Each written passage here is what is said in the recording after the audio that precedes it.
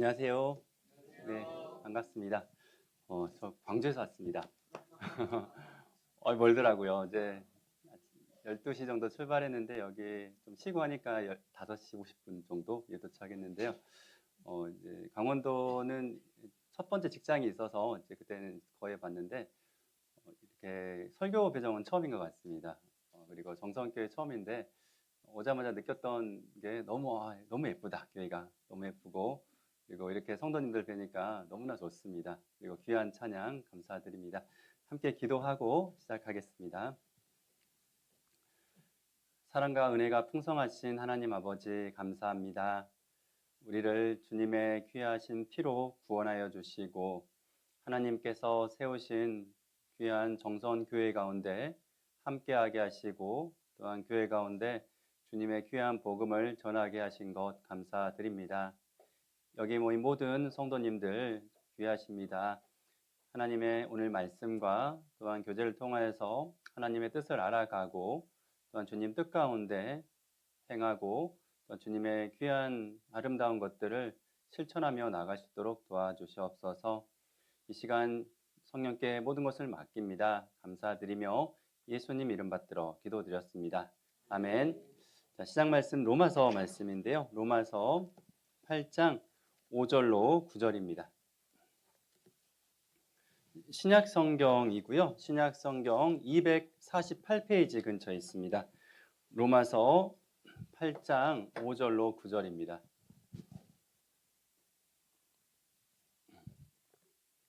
신약 성경 248페이지 근처에 있고요. 로마서 8장 5절부터 9절입니다. 같이 읽겠습니다. 육신을 좇는 자는 육신의 일을, 영을 좇는 자는 영의 일을 생각하나니 육신의 생각은 사망이요 영의 생각은 생명과 평안이니라. 육신의 생각은 하나님과 온수가 되나니 이는 하나님의 법에 굴복치 아니할 뿐 아니라 할 수도 없음이니라. 육신에 있는 자들은 하나님을 기쁘시게 할 수 없느니라. 만일 너희 속에 하나님의 영이 거하시면 너희가 육신에 있지 아니하고 영에 있나니 누구든지 그리스도의 영이 없으면 그리스도의 사람이 아니라.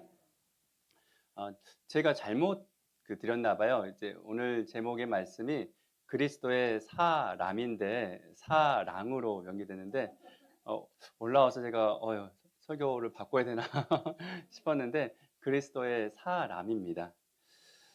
그리스도의 사람은 어떠한 사람이고 또한 어떤 것에 붙잡혀 살아가야 될지를 오늘 말씀을 통해서 생각해 봤으면 좋겠습니다.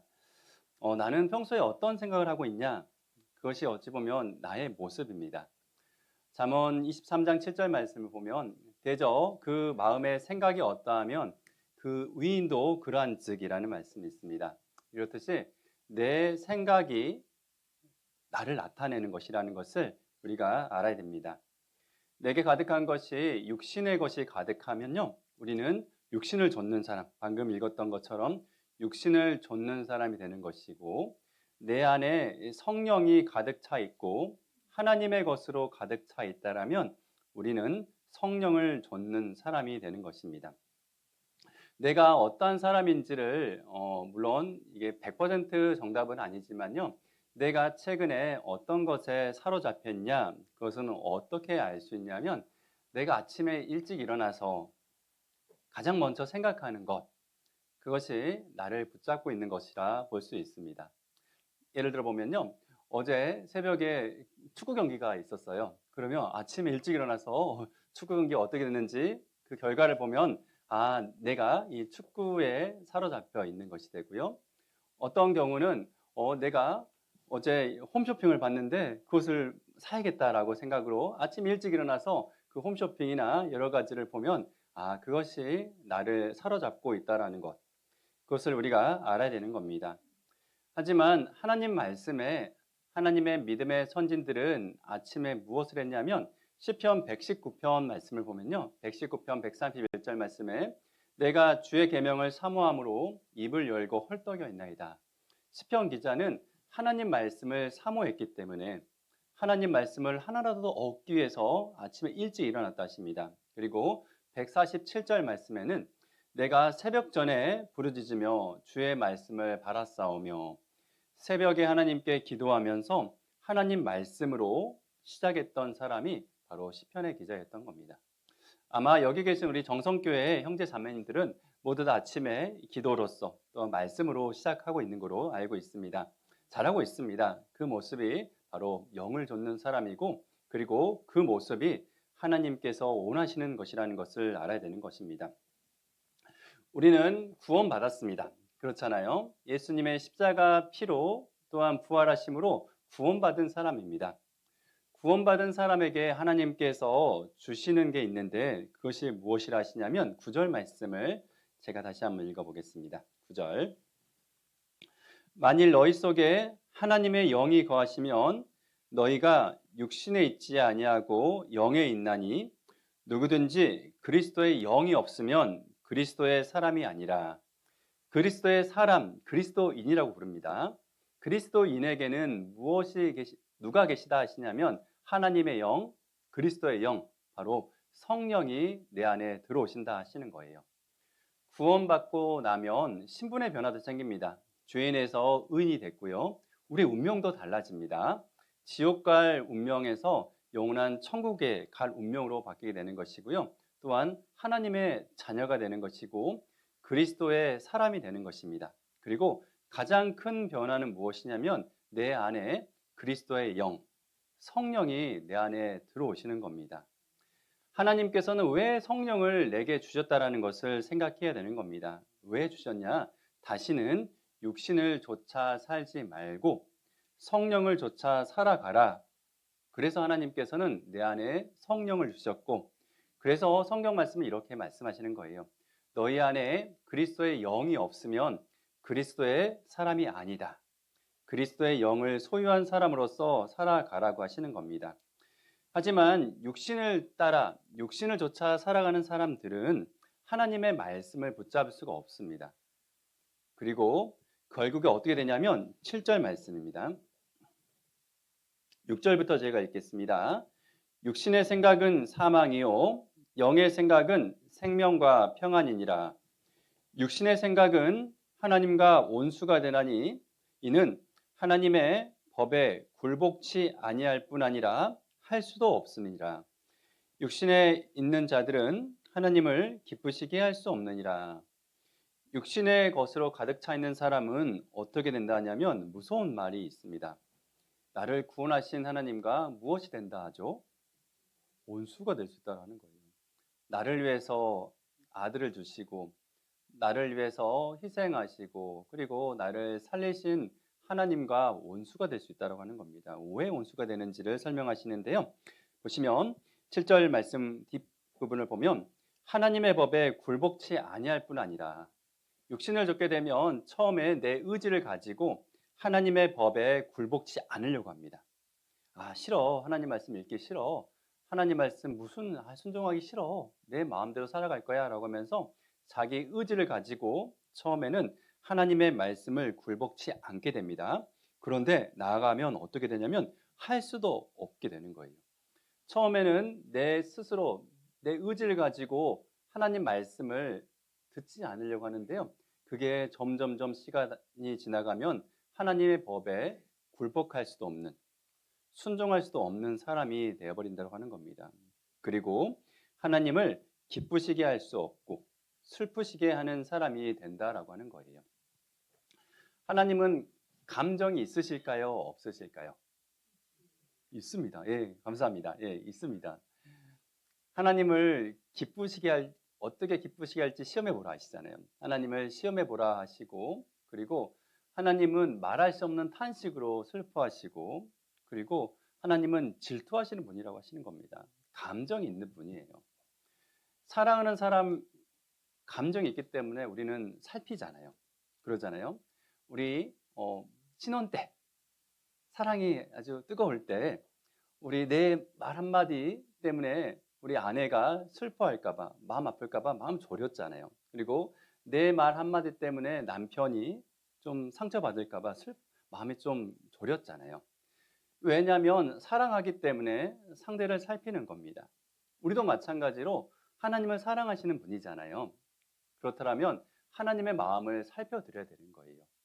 내가 육신의 생각에 가득 차 있고, 그리고 세상 것에 가득 차 있고, 하나님 말씀을 붙잡지 못하고 살아간다라면 하나님을 슬프게 할 수 있다는 것.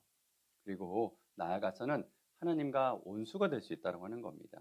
그래서 우리는 그리스도의 사람으로서 어떻게 살아가야 할지, 성령에 이끌려 살아가는 것이 너무 소중하다라는 것을 생각하고 나아가야 되는 것입니다. 성경에서 대표적으로 육신을 좇는 사람이 나오는데 그 사람은 바로 야곱의 아들 에서입니다. 에서 아시죠? 에서는 바깥 사람이었어요. 들 사람이었고, 그리고 하나님 말씀에 그렇게 어, 별로 그렇게 마음을 많이 두지 않았던 사람 같아요. 그래서 들에 갔다 사냥하고 들어오는 길에 너무 배고픈 거예요. 그래서 무엇을 바꿔버리냐면 이 장자의 명분을 이 팥죽 한 그릇과 바꿔버리거든요. 그러면서 이렇게 말합니다. 내가 지금 배고파 죽겠는데 그게 무슨 소용이 있냐? 그까짓 게 무슨 소용이 있냐라고 하면서 팔아 넘겨버린 거거든요. 그는 오로지 육신의 것, 세상의 것이 가득 차 있었기 때문에, 그것이 소중했기 때문에 장자의 명분은 보이지 않는 거잖아요. 그렇기 때문에 소중하게 여기지 않았다라고 합니다. 그 모습을 히브리서 12장 16절 제가 읽어보겠습니다. 이렇게 말합니다. 음행하는 자와 혹 한 그릇 식물을 위하여 장자의 명분을 판 에서와 같이 망령된 자가 있을까 두려워하노라 하십니다. 바로 한 그릇 식물을 위해서 장자의 명분을 팔아버린 망령된 자를 바로 그 에서라 표현하고 있고요. 하나님께서는 그런 사람이 있을까 두려워하라라고 하시는 겁니다. 하나님께서는 항상 하나님의 것을 생각하고 하나님의 것에 붙잡혀 살아가야지만이 하나님의 온전한 뜻을 알고 믿고 나아갈 수 있게 되는 것입니다. 그래야지만이 우리는 하나님의 생각으로 가득 채워갈 수 있고요. 하나님 말씀에 순종할 수 있고요. 하나님 뜻 가운데 살아갈 수 있다는 것 우리는 알아야 되는 것입니다. 그리고 내가 지금 무슨 생각을 많이 하고 있느냐? 그게 내게 너무 중요합니다. 왜 중요할까요? 내가 생각하는 게 중요한 이유가 무엇이냐면 얼마 후에 나의 모습이기 때문에 내가 지금 생각하고 있는 게 너무 중요한 겁니다. 예를 들어보겠습니다. 저는 무언가를 이제 사야 된다라고 마음 먹으면 좀 미칠 것 같아요. 사야 돼. 그래서 한번 알아봅니다. 아, 사면 안 되는데 한번 알아봐요. 그리고 알아보는데 금액이 너무 비쌉니다. 그러면 금액과 함께 우리 아내, 우리 자매 얼굴이 떠올라요. 그러면 안 되겠다. 정신 차리자고 딱 접어요. 그런데 이제 또 생각을 바꿉니다. 중고를 한번 알아볼까? 중고 시장을 또 알아봐요. 그것도 비쌉니다. 그래서 다시 우리 아내 얼굴이 생각납니다. 그러면 다시 좀 정신 차리자 하고 접다가 얼마 후에 제 손 안에 있더라고요. 생각하는 것은 언젠간 이루게 되는 거잖아요. 다 웃으시는 분 다 경험이 있는 거 아닌가요? 그리고 그게 내가 꼭 필요하냐? 또 필요도 없는 것 같아요. 얼마 뒤에 또 이걸 어떻게 처리하느냐 또 생각하고 그런 게 우리 마음 같습니다. 이렇듯이 우리는 이 생각하는 게 언젠간 후에 나의 모습이라는 것을 알아야 되는 거예요. 그래서 일확천금을 꿈꾸는 사람들은 항상 마음속에 주머니 속에 뭐가 있냐면 복권 같은 게 있습니다. 복권과 주식 투자 그런 것들에 가득 차 있고요. 또한 이 여러 가지 생각들, 다른 것들, 세상 것들을 사랑하는 사람들은 그것에 사로잡혀 살아가는 거예요. 가룟 유다라는 사람이 있습니다. 그는 예수님의 제자라는 엄청난 영광을 받은 사람이거든요. 그런데 그 사람은 항상 뭐에 사로잡혀 있었냐면 돈에 사로잡혀 있었습니다. 그래서 예수님을 어떻게 이용해 먹을까? 어떻게 해서 그 돈을 내게로 가져올까? 항상 생각했던 사람이 가룟 유다였던 겁니다. 그 결과 은 30냥에 예수님을 팔아 넘겨버리잖아요. 그런데 은 30이 좀 가치가 클까요? 작을까요?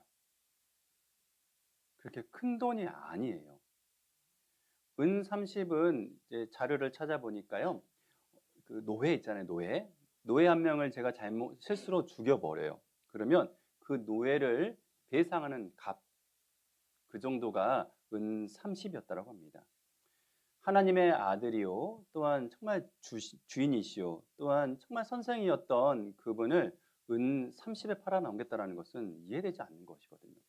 그런데 왜 그 행동을 하게 됐냐면 항상 이 돈이 그의 마음을 사로잡혀 갖고 있었던 겁니다. 그리고 기회가 오자 마귀가 마음에 그 생각을 넣어주자 바로 행동으로 옮기고 하나님의 아들인 예수님을 은 30에 팔아 넘겨버린 거예요. 그리고 그에 후회하잖아요. 돌아와야 되지만 돌아오지 않고 그는 죽음으로 생을 마감하게 되었던 비참한 운명. 그래서 예수님은 이렇게 말합니다. 그는 차라리 나지 않은 게 더 나았겠다 라는 말씀을 하셨던 겁니다. 다윗도 마찬가지입니다. 다윗은 엄청나 위대한 사람이었습니다. 그런데 그에게 약했던 게 딱 한 가지가 있었던 것 같아요. 물론 제가 속단하긴 그러지만 그가 그 약했던 게 무엇이냐면 바로 이성 문제에 좀 약했던 것 같아요. 왕이니까 그러기보다는 왕이 되기 전부터 그는 아내를 몇 명을 두었거든요. 약했던 거예요. 그래서 약했던 게 그의 발목을 사로잡았던 겁니다. 다른 사람들은 전쟁에 나가 있는데 그는 거닐다가 한 여인을 목격하게 되는데 이 목욕하는 모습을 봅니다. 눈을 돌이키고 다른 곳을 봐야 되는데 계속 주시했던 거예요. 그리고 알아보게 하고 거기서 멈춰야 되거든요. 그런데 데려오게 하고 그리고 동침하게 되고 큰 죄를 짓게 됐던 거예요. 그리고 그녀가 임신하게 되자 그 사실을 덮으려고 바로 자기의 충신이었던 우리아를 죽이게 되고 끔찍한 일을 저버렸던 거예요. 작은 죄, 생각의 죄에서 시작했던 것이 바로 살인죄까지 이어졌던 거예요. 그리고 간음죄까지 이어졌던 것입니다. 하나님은 그 사실을 지켜보셨던 겁니다. 그리고 이 죄의 결과 안타까운 일이 펼쳐지게 되었는데 다윗하면 떠오르는 말, 저는 이거라 생각합니다. 여호와께 묻자와 가로되 그러잖아요. 다윗은 항상 여호와께 묻자와 가로되입니다. 그런데 하나님과 다윗 사이가 정말 큰 구덩이가 생겨버렸던 것 같아요. 바로 죄 때문에. 그래서 약 1년간의 시간 동안 1년을 어떻게 생각하냐면 바로 이 밧세바가 이제 임신하고 아이를 낳을 즈음에 나단 선지자가 오거든요. 그때까지 뉘우치지 않았던 거예요. 그때까지 하나님께 물어보지 않았던 겁니다. 하나님과의 관계가 단절돼 버린 거예요. 죄는 참 무섭습니다. 하나님과 단절되게 만드는 거예요. 그리고 와서 나단 선지자가 이렇게 말합니다.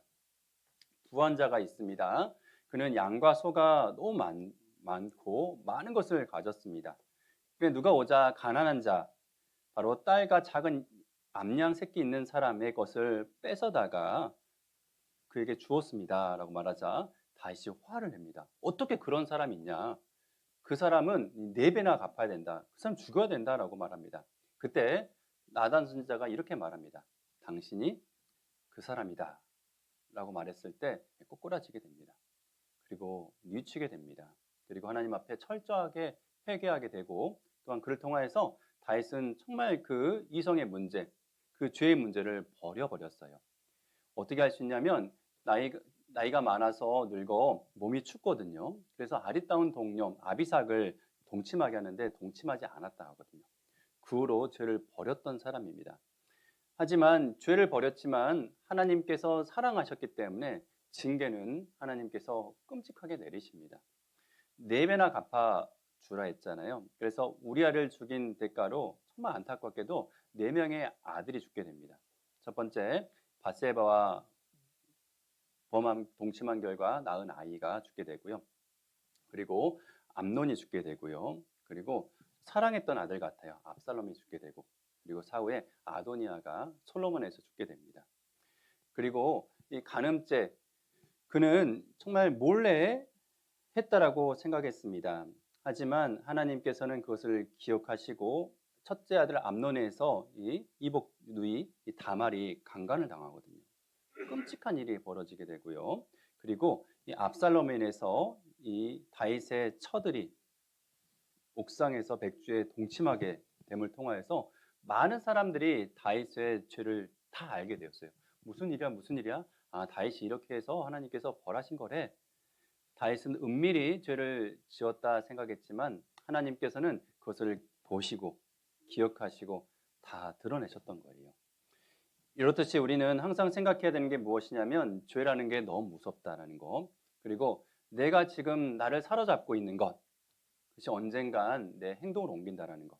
그렇기 때문에 우리는 생각을 항상 하나님 편으로 두고 그리고 성령에 이끌려서 살아가야 되는 것입니다. 그래야지만이 하나님 뜻 가운데 온전히 살아갈 수 있게 되는 거예요. 다시 한번 설명드리는데 내가 지금 생각하는 것이 얼마 후에 나의 모습이라는 것을 생각하시고 생각을 항상 주님의 마음 가운데 그리고 성령 가운데 두고 살아가야 되는 겁니다. 그래서 하나님께서는 바로 잠언 4장 23절 말씀에 무릇 지킬 만한 것보다 무엇을 지키라 하셨죠? 더욱 내 마음을 지키라. 생명의 근원이 이에서 남이라 하십니다. 무릇 지킬 만한 것보다 내 마음을 지켜야지만이 주님 안에서 귀하게 살아갈 수 있게 되는 겁니다.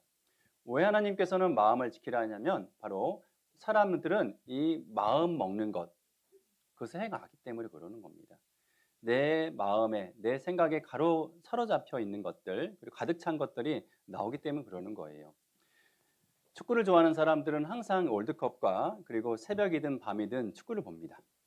드라마를 좋아하는 사람들은 만사를 다 제껴놓고 드라마를 보잖아요. 1995년도에 이 모래시계라는 이제 드라마가 있었는데 기억하시나요? 모래시계. 제가 좀 보면서 찾아보니까 평균 시청률이 46%였더라고요. 그리고 최고 시청률은 64.5%였다고 합니다. 엄청난 이제 드라마였는데요. 모래시계가 이제 방영되는 시간에 이제 조사 결과를 보니까 교통량이 21%가 감소됐다라고 하고요. 그래서 모래시계를 기가시계, 퇴근시계라고 불렀다고 합니다. 그리고 이제 사람들은 그 드라마 때문에 일도 잘 안 했을 것 같아요. 그리고 올, 화, 수, 목이었다고 하는데 그때 아마 전도 집회도 참 어려웠을 것 같다는 생각이 들더라고요. 그랬을 것 같아요. 저는 그때 구원받기 전이기 때문에 모르겠지만 전도 집회하기도 어려울 것 같아요. 사람들이 성도들도 마음도 들썩거리고 새로운 분은 오겠어요? 못 오겠죠. 사람들은 이렇게 이 정말 드라마에 꽂힌 사람들은 드라마 때문에 다른 것들을 하지 않게 되는 거예요. 그렇기 때문에 나를 사로잡고 있는 것이 무엇인지를 생각해야 되는 겁니다. 그리스도인들은 그리스도의 것으로 사로잡혀 있어야지만요. 교회에 대한 걱정, 전도에 대한 열정, 성도를 돌보는 것들 그것이 사로잡혀 있어야지만이 주님 안에서 귀한 뜻을 이룰 수 있다는 것을 생각해야 되는 겁니다. 그래서 신앙생활도 마찬가지인데 신앙생활 잘하기 위해서도 마음을 항상 지키라고 하시는 겁니다. 왜 하나님께서는 마음을 지키라 하셨냐면 내 마음을 노리는 존재가 있기 때문에 그러는 거예요. 누가 있냐면 마귀가 있기 때문에 그렇습니다. 왜 하나님께서는 에덴 동산을 굳게 지키라 하셨냐면 노리는 존재가 있었거든요. 마귀라는 존재가 있었던 겁니다. 마귀는 지금도 사람들이 마음을 지키지 못하도록 계속 다른 것들을 넣어주고요. 세상 것들, 세상 쾌락, 즐거움들을 계속 넣어주는 겁니다. 세상 것들이 내 안에 들어오면 우리는 한 마음이 아니라 두 마음을 품게 되는 겁니다. 야고보서 1장 8절 말씀 보면 두 마음을 품어 모든 일에 정함이 없는 자로다라는 말씀이 있는데 내 마음 가운데 두 마음이 들어오면 그때부터 정함이 없는 거예요. 드라마를 좋아하면 교회에 정함이 없게 되는 것이고 그리고 세상 것들, 세상 명예를 추구하다 보면 하나님의 일에 소홀하게 되는 것이고 두 마음을 품게 되면 정함이 없게 되는 겁니다. 그래서 이스라엘 사람들의 넘어짐과 실패함이 무엇이 원인이 됐냐면 바로 하나님만을 사랑해야 되지만 우상을 섬기고 사랑하자 마음 가운데 두 마음을 품고 그런데 그들은 여전히 하나님을 사랑한다고 생각했던 거예요. 그런데 하나님께서 이렇게 말합니다. 아니다. 너희는 나를 사랑하는 게 아니야 라고 하는데 우리가 언제 하나님을 사랑하지 않았습니까? 라고 따져 물읍니다. 두 마음을 품게 되면 하나님의 법에 굴복치 않게 되고 할 수도 없게 되는 거예요. 자기 자신의 모습을 모르게 되는 겁니다. 그렇기 때문에 하나님께서는 항상 너의 마음을 지키고 살아가라고 하시는 겁니다. 그래서 하나님께서는 마음을 지킬 수 있는 법을 이 한 인물을 통하여서 소개해 주시는데요. 욥기 성경 말씀을 읽어보겠습니다. 욥기 시편 앞에 욥기 성경이 있는데요. 욥기 1장입니다. 구약 성경 761페이지 근처에 있습니다.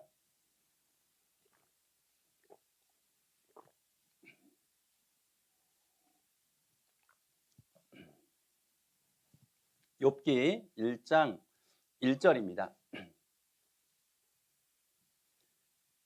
구약 성경 761페이지 근처에 있습니다. 욥기 1장 1절. 제가 읽겠습니다. 우스 땅에 욥이라 이름하는 사람이 있었는데 그 사람은 순전하고 정직하여 하나님을 경외하며 악에서 떠난 자더라. 하나님께서 욥이란 사람을 소개하는데요. 그 사람은 순전하고 정직하고 하나님을 경외하고 악에서 떠난 자. 우리 그리스도인들이 살아가야 할 모습이잖아요. 순전하고 정직하고 하나님을 경외하고 악에서 떠난 자. 그게 바로 그리스도인인 겁니다. 어떻게 그렇게 살았는지를 설명하는데요. 4절부터 5절 말씀입니다. 4절, 5절 말씀은 같이 읽어보겠습니다. 그 아들들이 자기 생일이면 각각 자기 집에서 잔치를 베풀고 그 누이 셋도 청하여 함께 먹고 마심으로 그 잔칫날이 지나면 욥이 그들을 불러다가 성결케 하되 아침에 일어나서 그들의 명수대로 번제를 드렸으니 이는 욥이 말하기를 혹시 내 아들들이 죄를 범하여 마음으로 하나님을 배반하였을까 함이라. 욥의 행사가 항상 이러하였더라. 잔칫날이 되었습니다. 잔치는 좋은 일입니다. 세상 즐거운 일이잖아요. 그런데 잔칫날이 되면 하나님을 생각하기 쉬울까요? 아니면 죄를 짓기 쉬울까요? 흥이 올라오기 때문에 죄를 짓기 쉽습니다. 그래서 혹여나 죄를 지었을까? 이 욥은 아들들을 불러다가 성결케 하고 명수대로 번제를 드렸다고 합니다.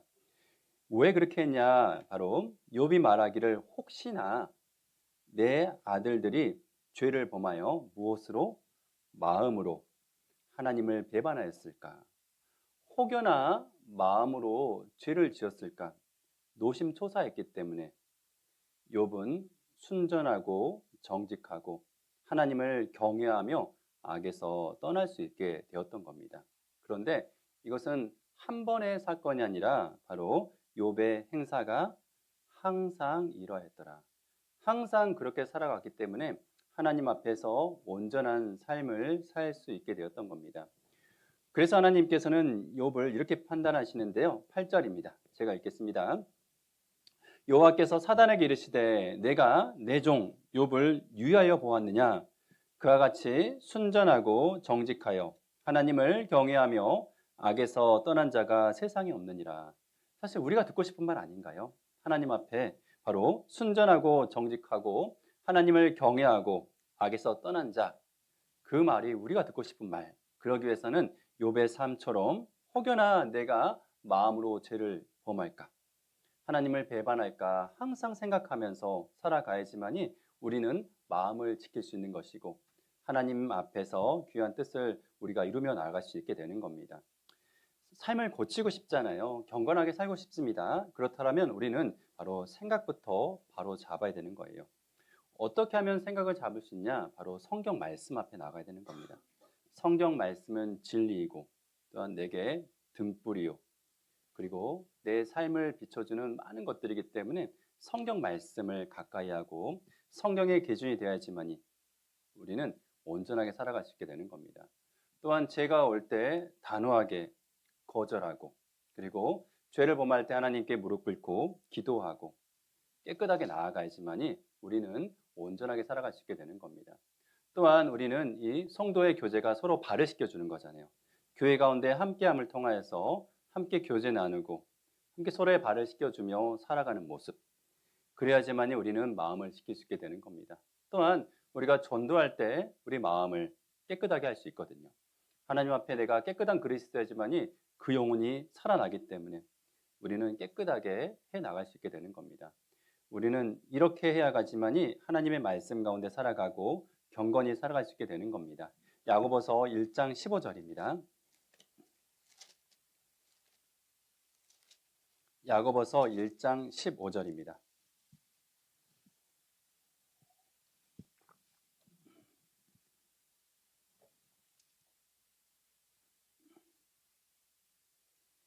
야고보서 1장 15절 신약성경 370페이지 근처에 있습니다. 제가 읽겠습니다. 욕심이 잉태한즉, 바로 욕심이라는 악한 생각이 계속 반복돼서 잉태되는 거예요. 악한 생각이 반복된즉 욕심이 잉태한즉 무엇을 낳느냐? 죄를 낳고 죄라는 행위를 낳게 되는 거예요. 악한 생각이 계속될 때 우리는 죄라는 행위를 낳게 되는 겁니다. 그리고 죄라는 행위, 죄가 장성한즉, 장성한다라는 것은 반복되고 습관화되는 거예요. 죄라는 게 반복되고 습관화될 때 우리는 사망에 이른다. 사망을 낳느니라. 바로 하나님을 기쁘시게 할 수 없고, 그리고 하나님과 원수가 되는 이방인 같은 삶을 살 수 있는, 죽은 자의 삶을 살 수 있다고 하는 겁니다. 그래서 악한 생각은 접어야 되는 겁니다. 버려야 되는 겁니다. 죄라는 것은 초반에 잡아야 됩니다. 그래야지만이 우리는 온전히 살 수 있는 거예요. 죄가 반복되고 굳어지면 그것을 고치는데 너무 큰 고통에 따라가는 겁니다. 죄는 이렇게 비유합니다. 사람들이 암과 같다고 합니다. 암과 같다고 합니다. 암은 어떤 세포냐? 뇌의 지시를 받지 않는 세포거든요. 뇌의 지배를 받지 않은 세포. 바로 에베소서 말씀 보면 우리 교회의 머리가 예수님이잖아요. 바로 예수님의 지배를 받지 않는 게 죄입니다. 그리고 나를 망가뜨리잖아요. 그리고 전이가 되고 결국에 사망에 이르게 하는 것이 암입니다. 그런 것처럼 암은 초반에 잡으려고 하잖아요. 초기에 잡아야지만이 생존 확률도 늘어납니다. 그런 것처럼 죄가 들어오면 우리는 단호히 버려야 되는 거예요.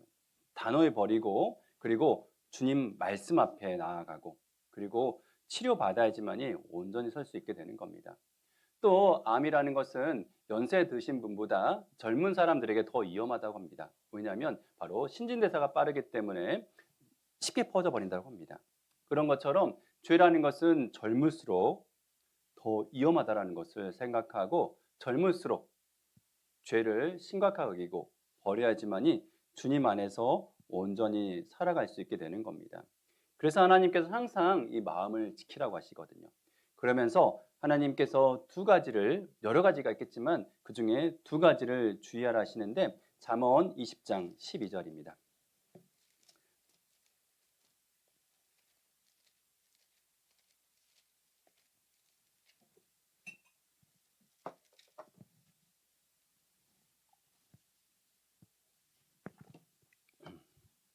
잠언 20장 12절, 구약성경 932페이지 근처에 있습니다.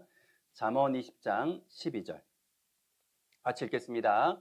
듣는 귀와 보는 눈은 다 여호와의 지으신 것이니라. 하나님께서 우리에게 듣는 귀와 보는 눈을 지으셨습니다. 우리는 생각해야 됩니다. 왜 하나님께서 이걸 지으셨는지 생각해야 됩니다. 왜 지으셨을까요? 바로 하나님께 향하라고 지으신 거예요. 우리에게 주신 이유, 듣는 귀를 주신 이유는 하나님 말씀으로 행하게 하시고, 보는 눈을 주신 이유, 하나님을 바라보도록 지으신 겁니다. 그래서 우리는 마음을 지키기 위해서 무엇이 중요하냐? 바로 보는 눈과 듣는 귀가 참 중요하다고 하는 겁니다. 그것을 붙잡아야지만이 우리는 온전히 살아갈 수 있게 되는 거예요. 첫 번째, 우리는 이 보는 것을 주의해야 됩니다. 경건한 것을 보도록 노력해야 됩니다. 이삭이라는 사람과 롯의 딸의 차이가 있었습니다. 롯의 딸들은 어디서 자랐냐면 소돔에서 자랐거든요. 소돔과 고모라에서 자랐습니다. 그리고 결국에 이제 겨우 아버지와 탈출했잖아요. 그리고 굴에서 했던 행동이 무엇이냐면 바로 자기들의 이제 자녀들이 끊긴다라는 것을 우려해서 끔찍한 일을 저지르는데 어떤 일을 하게 되냐면 아버지 술을 왕창 먹여요. 롯도 좀 잘못인 것 같아요. 롯도 이방인이었잖아요. 그런데 이 소돔과 고모라의 성문 앞에 앉았다라는 것은 높은 위치에 앉았다라는 거거든요. 이방인으로서 그 높은 위치 가게에서 아주 술자리를 즐겼던 것 같아요. 그래서 높은 위치에 갔던 것 같아요. 왜? 술을 거리낌 없이 마시잖아요. 그 모습이 항상 아이들에게 있었기 때문에 술도 줬을 것 같아요. 그리고 술을 잔뜩 먹이고 아버지와 첫째 딸이 하루 동침하고 둘째 딸은 둘째 날 동침하는 상상이 되신가요? 전 도저히 이해가 안 돼. 이해가 안 되거든요. 그런데 그것을 너무 거리낌 없이 합니다. 왜냐하면 아마도 그것이 소돔의 문화가 아니었을까 생각됩니다. 근친상간도 그리고 동성애도 난무했잖아요. 끔찍한 죄가 가득한 세상에서 그것을 보고 술에 항상 쪄들어 있는 그 아버지를 봤기 때문에 그들의 선택은 악한 길을 선택하고 그를 통해서 끔찍한 일을 저질렀던 것이거든요. 그런데 이삭은 달랐습니다. 이삭은 잘 아시는 것처럼 아브라함의 아들이잖아요. 아버지와 교제를 통해서 많은 걸 들었을 거예요. 너 내가 100세에 낳은 아들이야. 어떡해요? 하나님이 75세 약속했는데 기다렸어. 미안해. 내가 좀 실수도 했어 중간에. 하지만 25년 만에 얻은 아이야. 그걸 항상 들었잖아요. 그리고 하나님께서 이삭을 번제로 바치라 했을 때 하나님의 예비하심이 있었던 거예요. 순종하고 함께 따라가고 예비하심이 있었기 때문에. 그리고 항상 믿음의 조상이었던 아버지와 교제를 통하여서 믿음의 눈을 바라봤던 겁니다.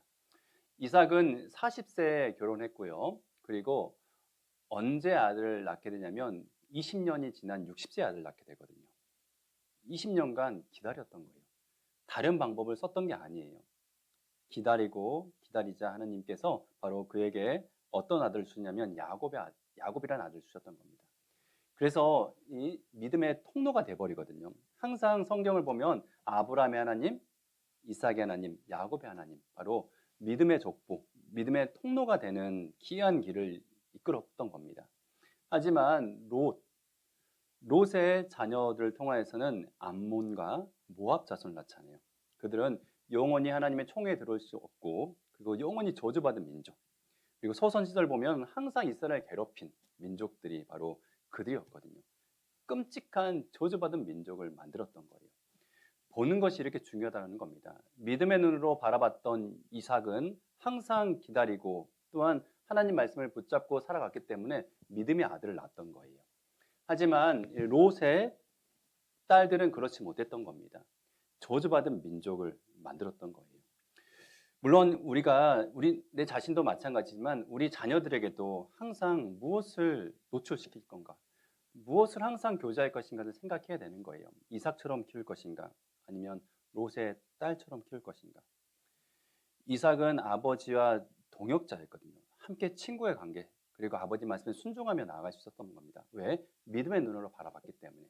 하지만 롯의 딸들은 그렇지 않았어요. 어땠냐면 아버지가 가장 위로받을 때잖아요.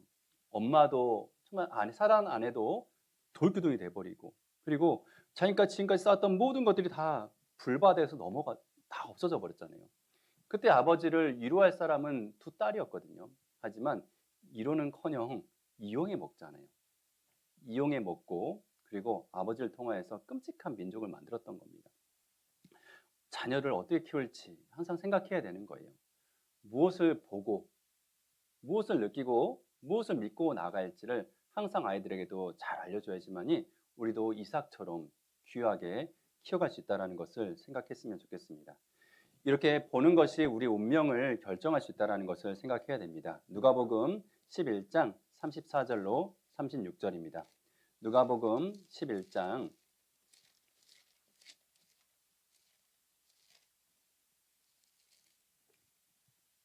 누가복음 11장 34절로 36절입니다. 신약성경 113페이지 근처에 있습니다. 누가복음 11장 34절로 36절 같이 읽어보겠습니다. 내 몸의 등불은 눈이라. 내 눈이 성하면 온몸이 밝을 것이요 만일 나쁘면 내 몸도 어두리라. 그러므로 내 속에 있는 빛이 어둡지 아니한가 보라. 내 온몸이 밝아 조금 더 어두운 데가 없으면 등불의 강선이 너를 비출 때와 같이 온전히 밝으리라 하시니라.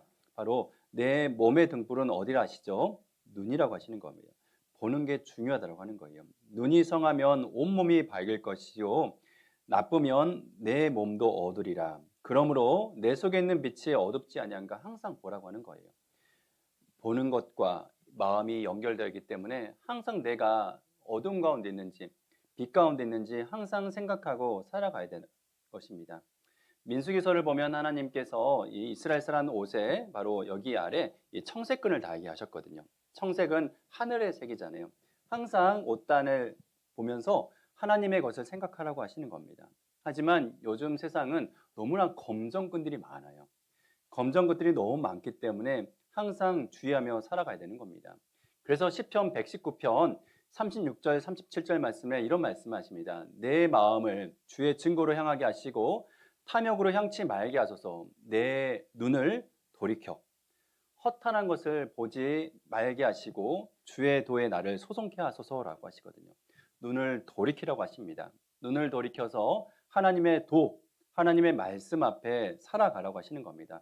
그것을 붙잡고 살아가야지 우리는 온전하게 살아갈 수 있게 되는 거예요. 그래야지만이 주님 안에서 귀하게 살아갈 수 있게 되는 겁니다. 우리는 오늘 말씀을 통하여서 눈과 언약을 맺어야 되는 거예요. 욥기 31장 1절로 3절입니다.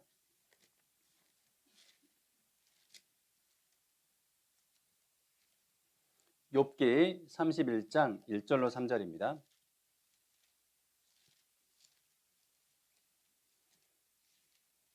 욥기 31장 1절로 3절 구약성경 790페이지 근처에 있습니다.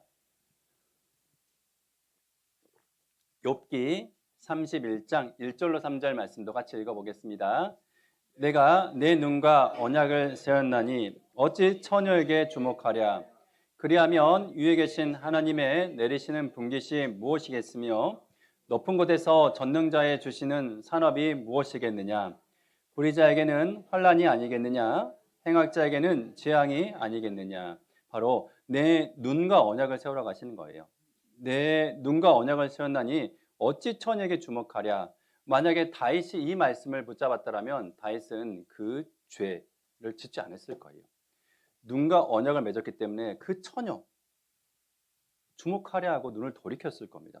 허탄한 것을 보지 않고 돌이켜서 주의 말씀 앞에 나아갔을 거예요. 하지만 그렇지 못했기 때문에 죄로 인해서 넘어지게 되었잖아요. 이런 것처럼 항상 우리는 의식적으로 바로 하나님의 것을 보도록 눈과 언약을 맺어야 되는 겁니다. 성경 말씀 많이 읽고 계시죠? 항상 매일매일 성경 읽어야 되는 것이고요. 그리고 내 가까운 곳에 성경을 두어야 되는 것이고, 그리고 내 주위에 형제 자매님을 두셔야 되는 거예요. 형제 자매들과 항상 연락하고 만나고 교제하고 그렇게 살아가야지만이 우리는 온전히 살아갈 수 있게 되는 겁니다. 또 우리는 하나님께서 주시는 귀한 선물들이 있습니다. 바로 이 달력 있잖아요. 매일매일 달력 말씀, 우리 그냥 무심코 넘길 수도 있는데 그 말씀들이 너무 귀하거든요. 그 말씀 붙잡고 한 달을 살아가면 또 힘을 얻게 되는 것이거든요.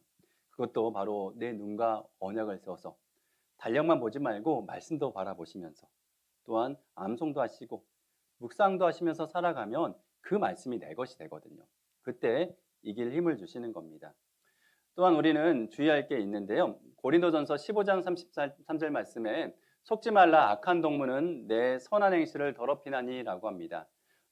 친구를 조심하라고 하는데 요즘 우리 가운데 또 친구가 있는데 제가 좀 놔두고 왔는데 우리 주머니에 있는 친구 있잖아요.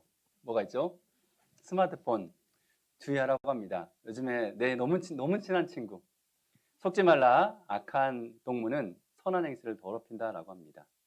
스마트폰 많이 사용하시나요? 네. 저도 많이 합니다. 예. 그래서 저도 이러면 안 되겠다 싶어서 스마트폰을 보면 너 얼마나 쓰니라는 어플이 있거든요. 그러니까 너 얼마나 쓰니라는 어플이 있습니다. 그래서 내가 스마트폰을 얼마나 많이 붙잡고 있고 어느 항목에 내가 많이 시간을 두고 있는지를 이제 매일매일 알려주는 어플이 있어요. 제가 그것을 깔고요. 생각보다 놀랐습니다. 내가 생각보다 너무 많은 시간을 스마트폰에 허비하고 있더라고요. 그래서 제가 충격 먹었어요. 그래서 제가 어떻게 한 줄 아세요? 어떻게 했을 것 같아요? 네, 맞습니다. 어플을 지워버렸습니다. 양심의 가치를 안 느끼게. 그리고 좀 생각했어요. 아, 그럼 안 되겠구나 생각하고 줄이려 노력합니다. 너무 많이 사용합니다. 하나님 말씀보다 너무 많은 것을, 많은 시간을 허비하고 있다라는 거예요.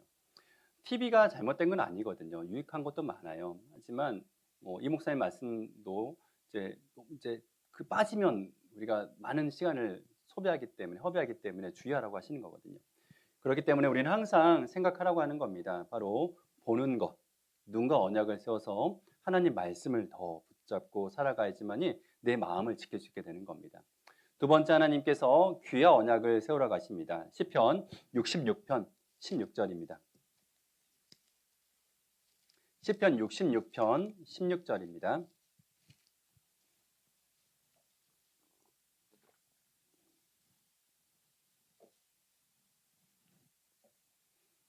시편 66편 16절 제가 읽겠습니다. 하나님을 두려워하는 너희들아 다 와서 들으라. 하나님이 내 영혼을 위하여 행하신 일을 내가 선포하리로다. 하나님을 두려워하는 너희들아, 하나님을 경외하는 너희들아 다 와서 들으라 하십니다.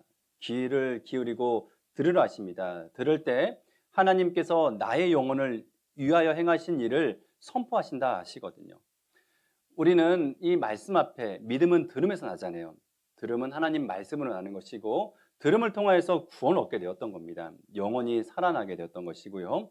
영혼이 살아난 사람들, 구원받은 사람들은 항상 하나님 말씀 앞에 귀를 기울여야지만이 우리는 내게 행하신 하나님의 일을 우리가 항상 경험하고 그리고 생각하고 그리고 증거하며 살아갈 수 있게 되는 겁니다. 시편 81편 8절도 보겠습니다.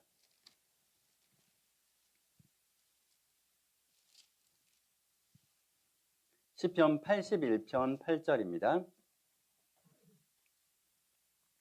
같이 읽겠습니다. 내 백성이여 들으라. 내가 내게 증거하리라. 이스라엘이여 내게 듣기를 원하노라. 하나님의 마음인 거예요. 하나님은 들으라 하시면서 뭐라고 하시냐면 이스라엘이여, 과거에 이스라엘은 구원받은 사람을 설명하시거든요. 그리스도인들이여, 그리스도의 사람들이여 뭐라고 하시냐면 내게 듣기를 원하노라. 하나님께서는 내가 귀를 기울이고 하나님 앞에 나와서 듣는 것을 원하신다고 하는 거예요. 그래서 우리는 어디에 귀를 기울이고 있는지 생각해야 되는 겁니다. 세상의 소리, 나를 기쁘게 하는 소리, 쾌락의 소리, 여러 소리에 귀를 기울이고 있는지, 아니면 하나님의 말씀 앞에 기울이고 있는지, 아니면 형제 자매님들의 이 권면에 귀를 기울이고 있는지 항상 생각하라고 하시는 겁니다. 우리가 살아가는 세상에는 항상 두 가지 소리가 있거든요. 하나님의 소리와 그리고 하나님을 대적하는 소리, 항상 두 가지 소리가 공존하는 세상에 살고 있습니다. 누가복음 22장도 보겠습니다. 누가복음 22장입니다.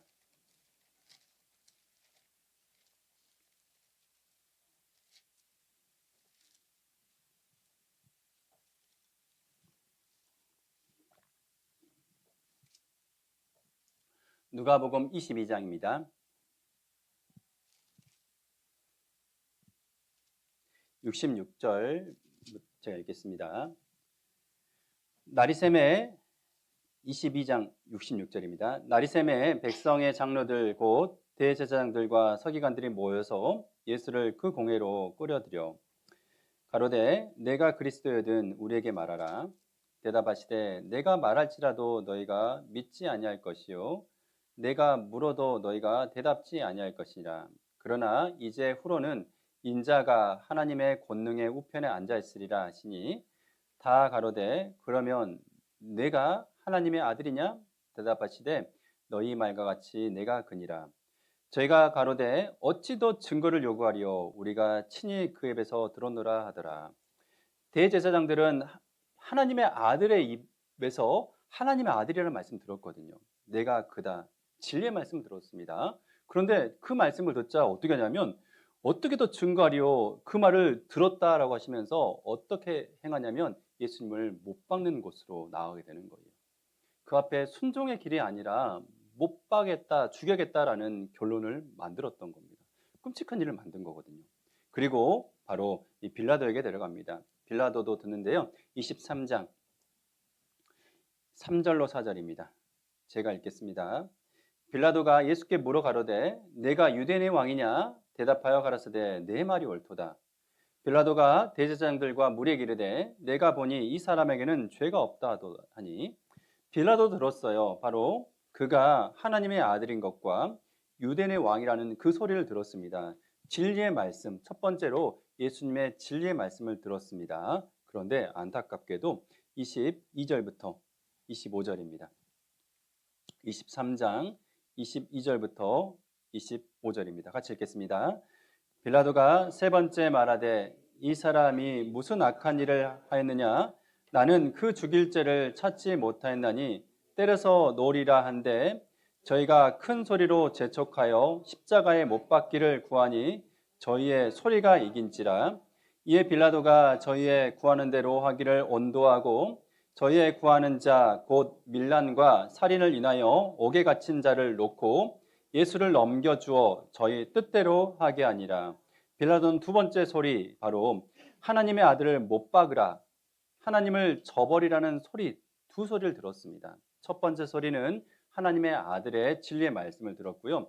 두 번째 소리는 하나님의 아들을 못 박으라, 바로 하나님을 저버리라는 두 소리를 들었습니다. 그런데 어떤 소리에 굴복하냐? 23절입니다. 큰 소리로 재촉하니 큰 소리에 넘어지게 되었던 거예요. 당신이 만약에 예수를 놓아주면 당신은 가이사의 충신이 아니다. 어떻게 유대 왕이 예수가 될 수 있냐? 가이사가 되지. 그러면 우리가 폭동을 일으키고 가이사 앞에 당신을 놓겠다. 그런 소리를 듣게 한 거예요. 그래서 큰 소리로 재촉하니 또 밀란이 날까? 그게 두려워서 자기의 자리가 위태로웠던 거예요. 그래서 진리 앞에 넘어지게 되었던 겁니다. 세상 소리 앞에 넘어지게 되었던 거예요. 바로 저희의 소리가 이긴지라, 큰 소리가 이겨버린 거예요. 우리도 두 소리 앞에 살아갑니다. 하나님의 말씀, 진리를 전파하라. 때를 어떤지 못 어떤지 항상 힘쓰라. 우리 표대 말씀이잖아요. 전하라 하지만 상대방은 그만 좀 해라고 하잖아요. 그만 좀 해. 너 한 번만 더 하면 가족인 연 끊어버릴 거야. 너 한 번만 더 하면 너 안 돼, 안 돼. 너 회사도 그만둘 줄 알아? 그런 소리가 있잖아요. 물론 상황에 따라서 우리가 좀 대처할 방법은 찾아가야겠지만, 하지만 어느 소리 앞에 우리가 정말 굴복할 것인가 생각해야 되는 겁니다.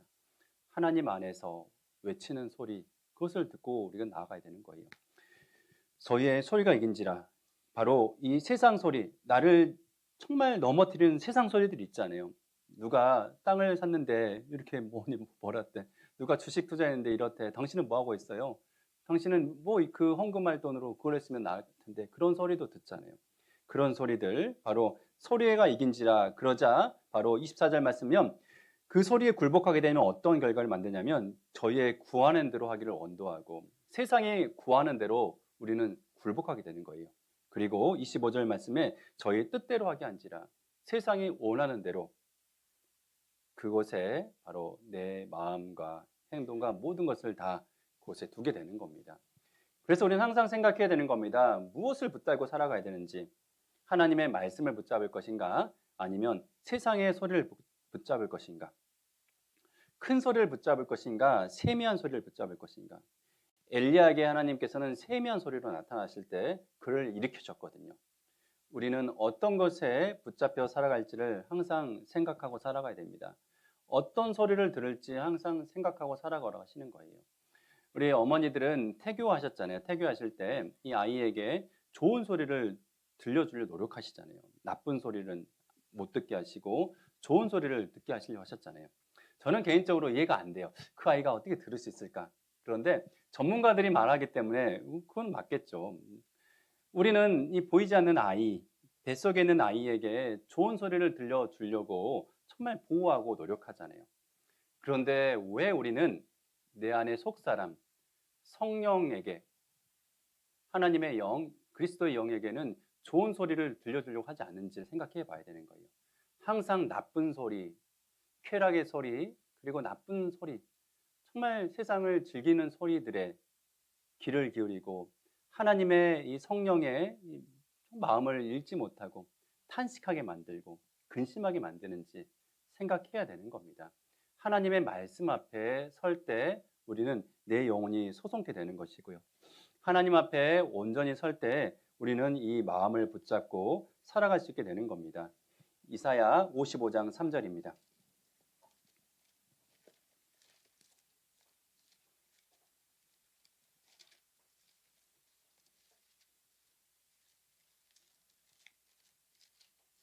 이사야 55장 3절입니다.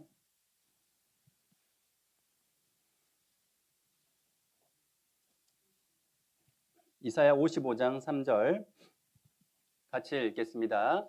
너는 귀를 기울이고 내게 나와 들으라. 그리하면 너희 영혼이 살리라.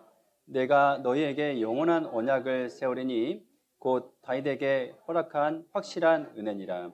하나님께서는 나와 들으라 하십니다. 그럴 때 나의 영혼이 살아난다는 겁니다.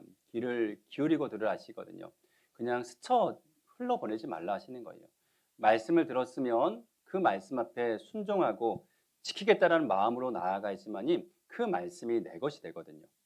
사실 우리가 많은 말씀을 알아서가 아니라 한 가지라도 확실한 말씀을 붙잡고 살아간 사람이 확실하게 살아갈 수 있거든요. 너희는 먼저 그의 나라와 그의 의를 구하라. 그리하면 이 모든 것을 너에게 더하신다. 이 말씀 붙잡고 살아가면 온전히 살아갈 수 있게 되는 거예요. 주 예수를 믿으라. 그리하면 너와 내 집이 구원을 얻으리라. 그 말씀을 믿는 사람은 끝까지 전도하며 나갈 수 있는 거거든요. 하나님 말씀 따라서 들을 때 내 영혼이 소송되게 되고, 그리고 하나님께서 허락하신 그 확실한 은혜를 얻을 수 있게 되는 겁니다.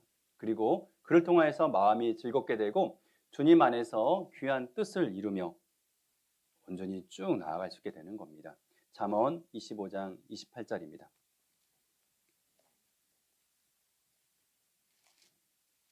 잠언 25장 28절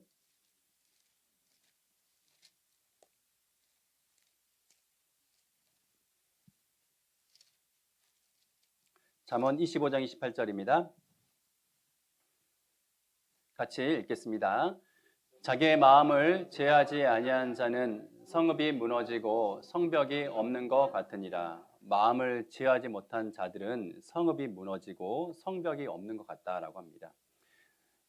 스룹바벨리에서 이 그리스도의 이 성전이 지어집니다. 숫발 성전이 지어지고요. 그리고 느헤미야에서 성벽이 지어지게 됩니다.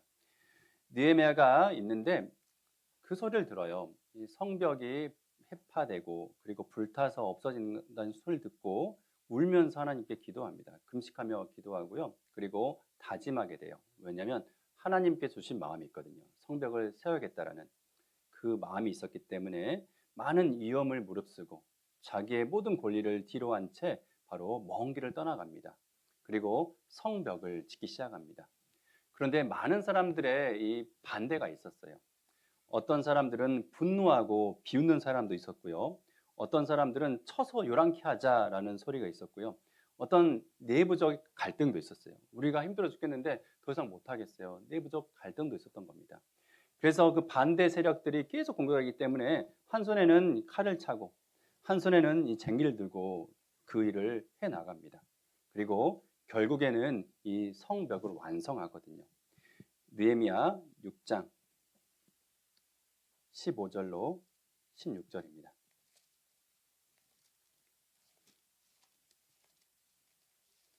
느헤미야 6장 15절로 16절인데요. 구약성경 734페이지 근처에 있습니다. 구약성경 734페이지 근처에 있습니다. 느헤미야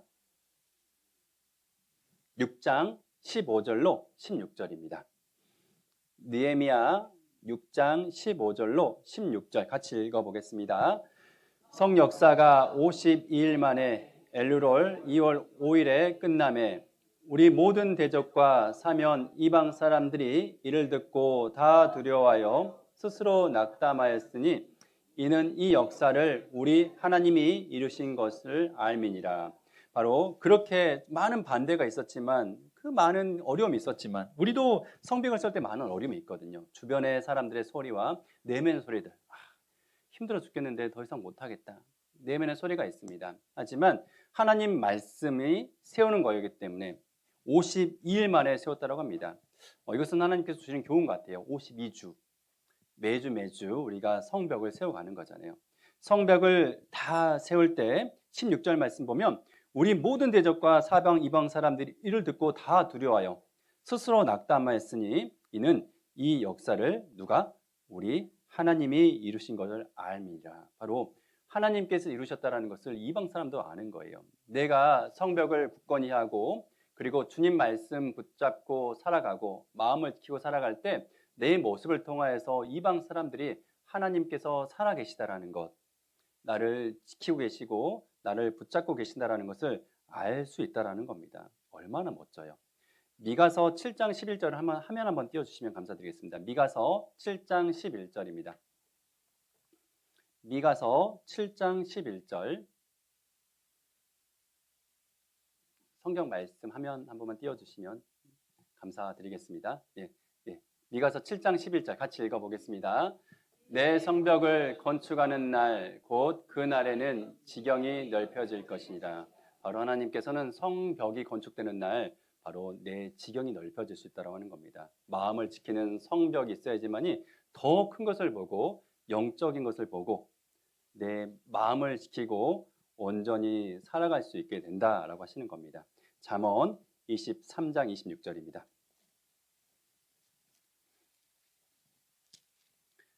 잠언 23장 26절입니다.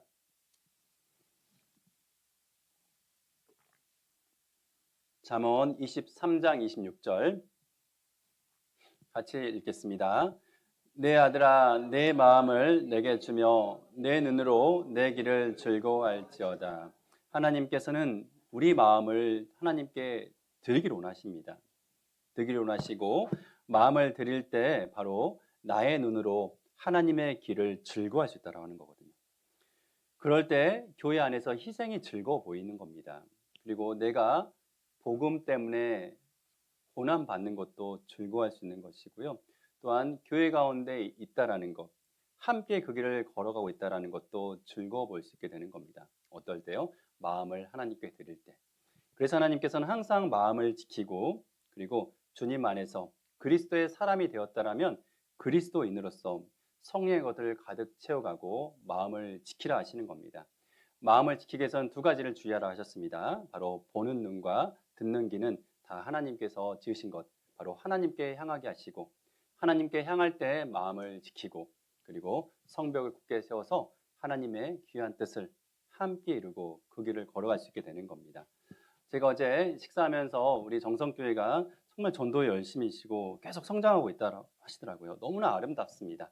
그리고 저도 이제 내려가서 우리 정성교회에서 기도할 거예요. 그리고 우리 형제 자매님들도 저를 위해서 기도해 주시면 우리 함께 즐겁게 또 우리 춘계 때도 만날 수도 있고 화계 때도 만날 수 있잖아요. 그래서 우리가 정말 한 믿음을 가지고 주님과 함께 귀한 길을 걸어가고 또 주님을 섬기면서 함께 성장하는 귀한 시간들이 되었으면 합니다. 말씀 마치겠습니다. 기도하겠습니다. 하나님 감사합니다. 우리 하나님께서 누구보다 사랑하시는 정성교회 형제 자매님들 오늘 말씀 앞에 나아가게 하시고 그리스도의 사람으로서 어떻게 살아가고 무엇을 붙들고 나아갈지를 말씀을 통해서 교훈받았습니다. 우리의 마음을 항상 지켜주시고 또 우리도 보는 눈과 듣는 귀를 항상 주의하며 하나님께로 향할 수 있도록 도와주시고 그를 통하여서 하나님의 귀한 뜻을 함께 이루며 나아갈 수 있도록 도와주시옵소서. 교회에서 계획하는 많은 일들과 또한 전도에 힘쓰고 계십니다. 우리 지치지 않고 정말 주님의 귀한 뜻을 함께 붙들고 함께 이루며 나아갈 수 있도록 도와주시고 또한 주님께서 정성교회 모든 성도님들 사정 누구보다 잘 아실 거라고 믿습니다. 건강과 경제적인 것들과 모든 것들 하나님 안에서 잘 이루어 가시고 또한 주님께서 지켜주시고 귀하게 온전히 주님의 귀한 일들을 잘 감당할 수 있도록 도와주시옵소서. 지난 한 주간 하나님의 말씀을 부산 중부에서 하시는 담임 목사님 주님께서 함께 지켜주시고 담임 목사님에게 건강과 지혜와 모든 것들 허락하여 주시고 교회를 정말 주님 안에서 잘 이끌어가고 또한 주님 뜻 가운데 협력하여 선을 이룰 수 있도록 도와주시옵소서. 또한 교회 가운데 수고하시는 은장의 봉사에 어머니의 청년의 교회학교 모든 임원들과 또 모든 형제 자매님들 주님께서 주시는 지혜와 은총과 은혜로서 모든 것들을 잘 이루어 가시고 주님의 기쁨이 될 수 있도록 도와주시옵소서. 모든 걸 주님께 맡깁니다. 감사드리며 예수님 이름 받들어 기도드렸습니다. 아멘.